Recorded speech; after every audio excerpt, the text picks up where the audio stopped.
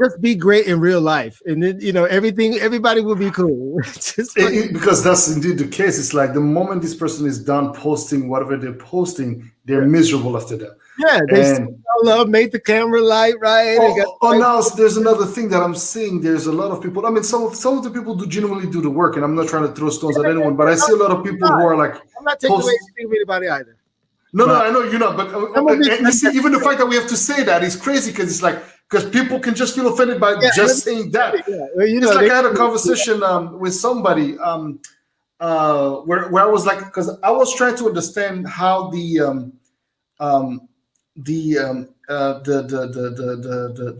BLM was connected with the LGBTQIA plus.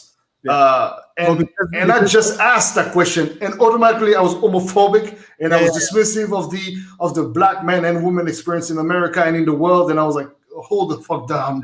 Black Lives Matter. It has nothing to do with Black Lives. That's the white corporate LGBTQ co-founders. That's what that's about. That was some distraction shit, but let's not get into that. Don't get me started on that shit. But well, I mean, why not? We might as well get some insights because this is very confusing times, Papa. I mean, for real.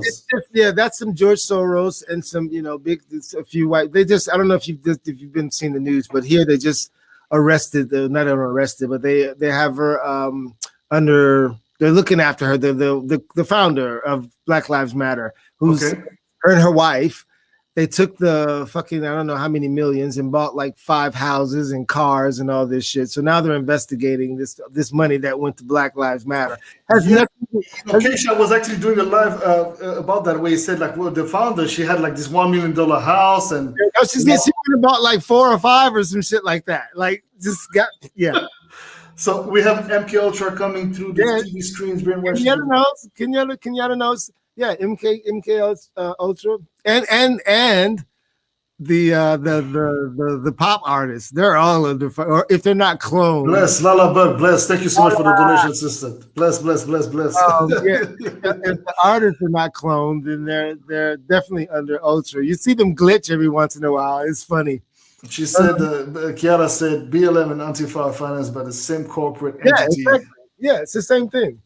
But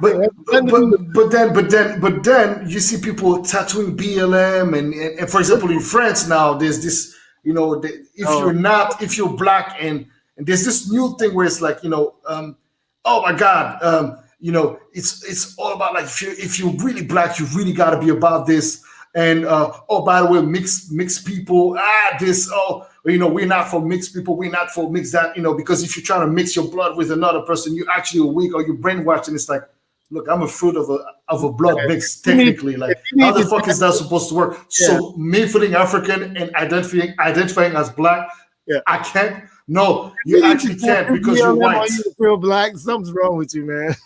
Something is fucking wrong. You're wrong, bro. You're white as what can be. It's like, all right, I guess. Isn't that crazy? I mean, I really think that this is the disease. This actually is the cancer of our society right now. It's like everybody has been empowered by like a week or a month. It's unplug everything, which they will do at some point, I'm sure. I wouldn't be surprised if at some point they start unplugging the whole fucking internet to fuck people up, man. Yeah. Once crypto gets too high, definitely going to do it. The government's not liking what's happening with that. So crypto is giving people too much power. Yeah. So about the cryptosphere, like, are you investing in it? Like, what's your favorite crypto? I am in it, but not in it. So I invested in 2012, and when it hit that big peak, like 4 or 5 years ago, I lost. I couldn't find it. So I was probably at a 1.4 million. Yeah, I couldn't find it. So I invested again, and I got a little bit. I don't have a lot, so I'm not rolling, But not yet. But what are you investing? Bitcoin, XRP, Ethereum. I haven't invested anymore. I'm just kind of like what I have. That's kind of what I'm surviving on, and that's it's just enough to keep me surviving. I don't really, I live a life. I have everything I want. I don't need for anything. So. Yeah, I'm good with what I have. I don't really, I'm not trying to have dinner and flight with Obama or anything like that. I'm good. So, and also I like the fact of not having. I've lived my life struggling as a musician all my life. So, when I have money, it's a weird thing. And I think without having money, you don't have the challenge to make money. You don't have that fire to go, you got to eat and you have to fucking have a roof over your head. So something about that makes me hustle a little harder. So I'm really frivolous with money. I'm not frugal at all. You know, I take care of things what happen, and then I make moments. So, but yeah. So would you call yourself somebody? Are you? So you live in the moment, but you're not living with everything. I don't.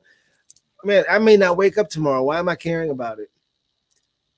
Yo, but that's but Papa, that's also mindset. That's not easy though. No, it's so easy. That's the thing. It's so easy. Why would you care about something you can't control? If I wake up, but I mean, you still got to pay bills. Like, how the fuck are you paying bills? Like, you know, seriously. Look, everything you have in this world is already designed. You made your book and what you did when your spirit decided to come here at this fucking place, the hardest place in all the spectrums to test. You knew everything before you got here. Your thing was you didn't know that you were going to forget it all, but you came down here for a reason. You came down here and you knew that you were going to do everything possible in your power to make the best of this situation and to learn and to take whatever you learned here back to whatever we go to. That's what you were going to do.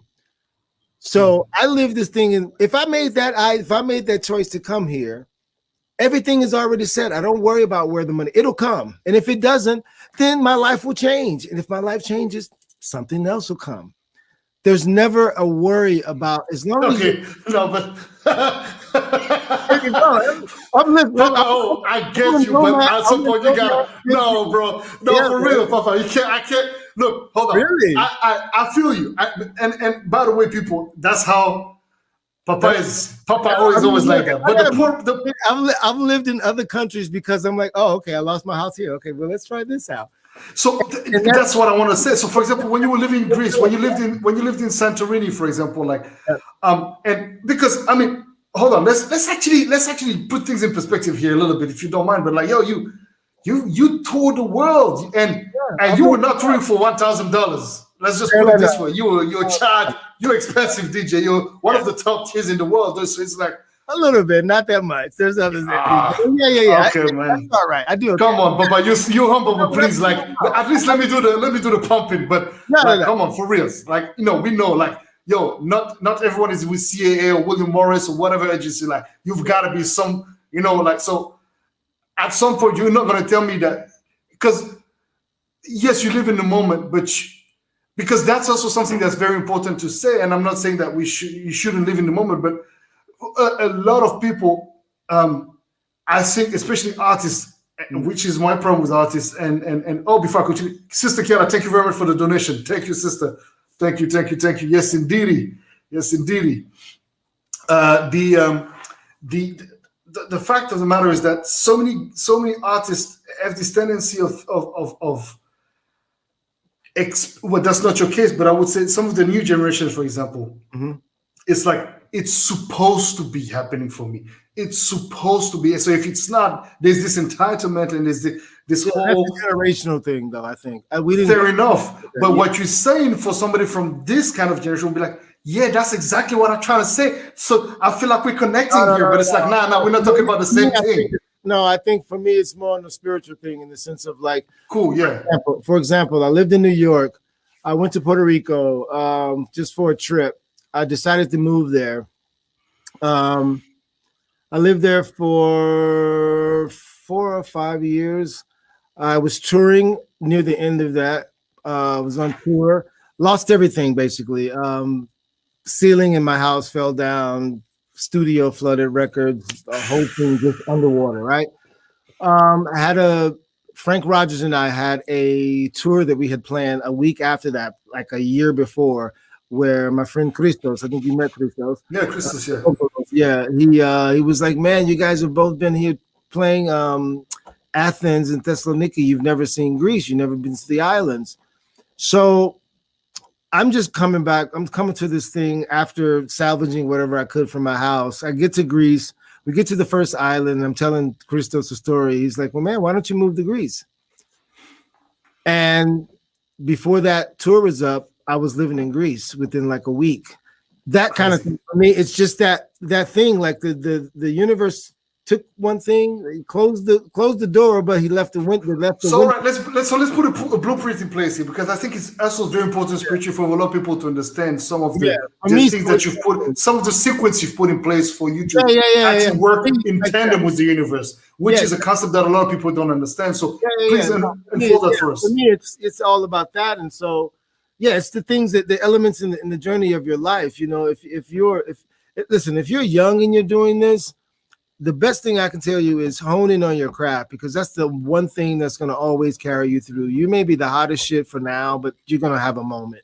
And when you're not the hottest motherfucker, you're going to have to find a way to survive. There's always a place for a musician, a sound engineer, a mastering guy, a lighting guy, or whatever. So hone in on your craft. If you're thinking about being that dude and being famous and all that, that's great. You will learn that this is not what it's shown up to be. So guard your soul, because you may lose it. That's real too. I couldn't agree with that one. Yeah. Don't think that there's no cost in this fame and in this whole thing. Luckily, I was able to get out of it really early before that happened, and it never happened for me, which is a blessing. You know, at 20, You've always had a sense, though. That's the thing. You always knew how to unplug. Make people want you. Oh my God! And then no. Yeah. So I don't know. I just, for me, you know, it's you know, I've had two, I would say, big losses in my life, which was Puerto Rico, where I lost everything, and then in Greece, literally everything was stolen from me out of a container. You know, so those instances in my life, I didn't look at them as negative. I looked at them like, wow, I have less on my back now. I can walk further. Less to carry. I have less things to think about. They're just things. You know, the only thing I have in this world is me. As long as I can get up and walk, there's nothing I worry about. You know, everything in our lives, we cater ourselves and put ourselves in these boxes of these things and things that we think we need to. Like, dude, I've learned as an older man, I'm such a guy now. Like, you could put me in the bush and I will survive. Mm-hmm. You know, and I'm not saying that I want that as an ideal situation, but I just think that it's important to know that you don't. That's the point you've reached. Yeah, you don't need all these things in the world to make you who you are. But Osunlade, the Osunlade of when Osunlade was 37 years old, Osunlade, 32 years old, Osunlade was thinking like that back then, or that came as a result of your experiences? No, absolutely not. No. I mean, I think when I was young, just like these guys, the young guys now, like I said, when I lived in LA, it was totally about like, let me be that dude. I need to, but I was never the guy to. So everything for me has always been, anything in my life has to be on my terms. If it's not on my terms, I'm not doing it. And that is the one thing that's carried me through. I don't do anything I don't want to do. Nothing. Nothing is more important than me keeping the integrity of who I am and what I believe is the best move for me. And I don't give a shit about your feelings. I don't give a fuck if it hurts you. I don't care if I lose all the money in the world. You can't take that part of me. You can't change me. You can't make me do or feel any different than I am supposed to be. But you've become that way, though. I've always been that way. You've always been that way. Okay. Even with my parents, my parents gave up early because they couldn't understand. Like, I was very, very much myself. I was very much like, no. I think, and that's part of the beauty of my journey. My parents were always very much, my father had a very offhand upbringing for me. He used to tell my mom, just let him do his thing, and if he fucks up, that's when we'll intervene. But they didn't really, and because I had music at an early age, I really didn't have a childhood of, like, I wasn't that dude that was going out to play with kids and shit like that. I was normally in some class or in the basement or with my band when I got into teenage years. So I really didn't have that kind of childhood. So I didn't get into that much shit. I was, as a really early kid, I was a badass little kid. Like, he used to go around breaking windows and shit like that. But nothing, like, they never had to really worry about me because I was always in some musical thing or something. So they kind of left me be. But yeah, I was always very much an asshole. But before we continue about the asshole that you were or you are, let's That's find what I out. am. We give a big shout out to Distant Shadow for the beautiful donation. Thank you very much, brother. We appreciate that. Lala Bug, you already know. God the soul indeed. Cat Fisher sing. I think when I got here, I just knew that this is my journey. You know, even my parents, they can't live this for me. You know, it's amazing that, again, it's been great because I've had this time with my mom this year. You know, my mom's my best friend, closest person in the world. But 100%. You know, our relationship is very much like, you are my friend first. You know what I mean? Just because you raised me, you know, we are two totally different people, and she understands. We give each other the utmost respect because, you know, she trusts me and knows like she did the right thing. And it's my journey to you know, she's always like mom. She's always going to be there if I fuck up to get me out of it or help me. But, you know, at the end of the day, it's our journey, and you just have to make good decisions, or at least the best ones you can. And when you don't, you know, you just, that's the lesson that you hopefully don't repeat. How do you apply that to love in relationships? And I don't have love anymore. I'm 52 now, and I think at 52, it's just not important. I've never been a person that I've always known I was never going to get married. I was never going to be in a long relationship. I'm not a nice person in relationships because I either give you're not a nice person in relationship. I mean, I either give all of myself and it's just overbearing. You know, I'm the kind of person, if I'm in a relationship, you'll never hear from me. My friends will never see me. That's my focus. And so it's not, it becomes a thing where I'm not myself. So it's never been really good for me in that sense. I like to love, I like to be in relationships, but at this age in my life, I could care less. It's really not that important. I've never needed, I've never wanted to be in a relationship, like a long-term relationship. You know, I think for me, I have so many friends, and a lot of my friends, I have intimate relationships where it's not sexual, or, you know, anything like that, intimate. And I think that for me, that's the ideal person. All of those people. That's my one relationship with everybody in my life that has a special place and a special energy that I need at a certain time. And that's how it works out for me. Was that realization hard when you came to that conclusion? Was it? No. I think just because of my personality, I'm an only child. I've always been by myself. I've never really needed. I can entertain myself. I'm pretty humorous when I want to be. So, yeah, no, I don't think it's ever been. It's never been really a thing for me. But is it fair to say that some of your relationship have been pivotal in giving you fuel for inspiration in your music? Oh man, every relationship gives me. Oh man, every album is about somebody. Absolutely. But that's the beauty of it. It's that thing, that vulnerability that you have when you're in a relationship that you don't give, you know. I think relationships are great in one aspect if you're smart. If you're smart, you'll understand the person that you became in the relationship to understand that part of you that you need to take out when you're not. Because it's usually always the bad shit that you show the person that you love the most. It's interesting, isn't it? Does it always have to be that way, though? I don't think it always does, and I'm not saying that that's the case for everybody, but I think that I find that there are more relationships of unhappy people than there are of happy people. That's true. I think people. But would you, because they and now this comes into the conversation. So there is a tale. I would consider as a tale because that says that opposite sex relationship tend to have this problem, whereas same sex relationship don't necessarily have this problem because they already know the downfalls of that counterpart that is from the same gender. Is that something that you could maybe? No, I don't think that's necessarily true. I think it's just the person. I mean, I listen again, and I don't mean to sound like some spiritual asshole, but I think that every person. No, I think honestly, this is how I think. Every person that comes into your sphere is a person that you're supposed to know, and they're supposed to teach something, and you're supposed to teach them something. You owe them something from some other life, and they owe you something from some other life. Whatever it is, you're supposed to get that something from that. To share some type of love and to learn some type of love. and that's the thing, you know, if you know, when you get out of a relationship and you get to the next relationship, you love different because of what you That's learn from true. that thing. Yeah, yeah. So I think in that respect, relationships are awesome, but for me, yeah, short term is best, bro. It's yeah, But is it short? Is it best because it doesn't give you enough time to get attached and therefore could be more in control when it's time for you to just switch? I get bored and yeah, I get bored and yeah, my mind races on. I'm very much again.